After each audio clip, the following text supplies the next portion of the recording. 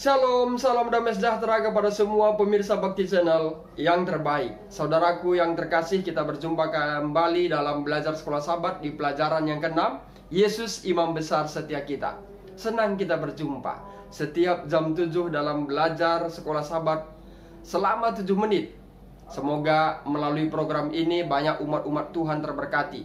Dan jangan lupa tetap mengikuti kami di dalam program sekolah Sabat 777. Pelajaran kita hari ini menurut peraturan Melkisedek. Itulah menjadi judul pembahasan kita. Mengawali pelajaran ini, mari kita undang kuasa Tuhan, kita berdoa. Terpujilah namamu Allah kami yang maha tinggi. Engkaulah pencipta dan juga penebus kami. Engkaulah yang memberikan nafas kehidupan bagi kami untuk dapat melakukan segala aktivitas kami. Dan kiranya hari ini Tuhan, berkat-Mu selalu menjadi bagian kami, dan kami selalu merenungkan bagaimana kasih-Mu terjadi atas diri kami. Bapa, kami akan belajar dari pelajaran sekolah Sabat. Kembali penuhi kami dengan kuasa-Mu, agar apa yang kami pelajari membawa iman kami hanya lebih setia bagi-Mu saja. Kami manusia penuh dengan dosa.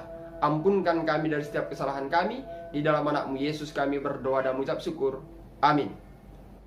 Saudara dan saudariku di dalam nama Tuhan Yesus, pelajaran sekolah Sabat kita mengajak kita agar membaca Kejadian 14 ayat 18-20 dan Ibrani 7 ayat 1-3. Siapakah Melkisedek dan bagaimana dia menggambarkan Yesus?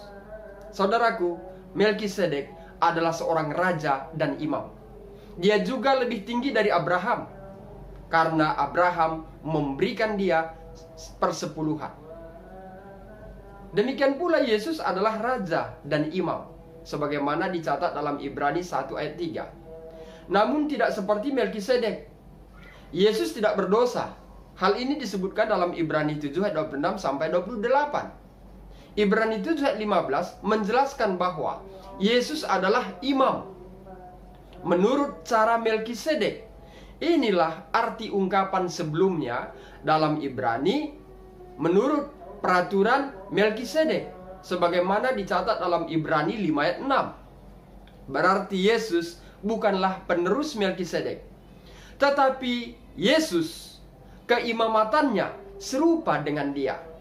Misalnya, Paulus berkata bahwa Melkisedek tidak memiliki ayah, ibu, silsilah, kelahiran, dan juga kematian.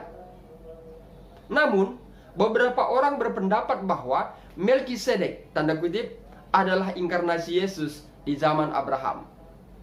Tetapi, bila kita ikuti pemikiran ini tidak sesuai dengan argumen Ibrani. Mengapa? Karena Melkisedek menyerupai Yesus. Yesus menyiratkan bahwa dia berbeda dari Yesus, dan itu dicatat dalam Ibrani 7 ayat 3. Juga disarankan bahwa Melkisedek adalah makhluk surgawi.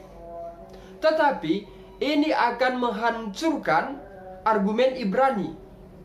Saudaraku, perlu kita ketahui, jika Melkisedek tanpa ayah, jika Melkisedek tanpa ibu, tanpa awal atau tanpa akhir, dia akan menjadi Tuhan itu sendiri. Dan ini menimbulkan masalah, tanda kutip. Ini akan menimbulkan masalah bagi generasi yang mendalami akan firman Tuhan. Timbul kekacauan.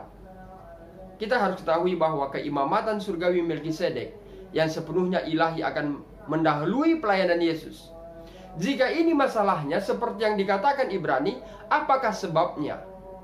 Masih perlu seorang lain ditetapkan menjadi imam besar? Sebagaimana dikatakan Ibrani 7 ayat 11? Tentu tidak. Sebaliknya, Ibrani menggunakan keheningan kitab suci berkenan dengan kelahiran, kematian, dan silsilah Melkisedek untuk membangun tipologi atau simbol. Untuk apa? Untuk pelayanan keimamatan Yesus, sebagaimana dicatat dalam kitab Kejadian 14 ayat 18-20. Dan untuk fakta bahwa Yesus sendiri adalah kekal.